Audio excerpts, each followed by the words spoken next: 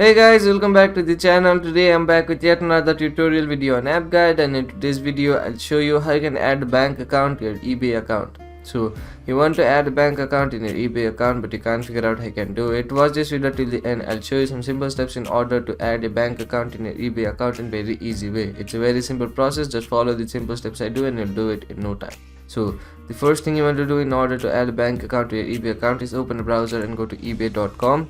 Once you go to ebay.com, make sure you're logged into the account. If not, go ahead and log into the account that you want to add a bank account to. Once you log into that account, you'll land on an interface like this. Now from here, in order to add a bank account to your eBay account, what you need to do is simply go to the top left corner of your screen. You'll see your name, put your mouse cursor on that, then a menu will open, then go into your account settings. Once you go to your account settings, you'll land on an interface like this. Now from here, what you want to do is go into the payment information section, then tap on the payments option. Once you tap on the payments option, you'll land on an interface like this, and now this is the payment settings of your eBay account. Now here what you want to do is simply tap on the add payment option button, then select the credit card or debit card option, then tap on continue.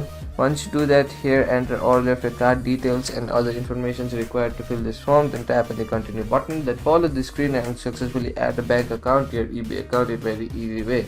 So those are the simple steps in order to add a bank account to your eBay account in very easy way.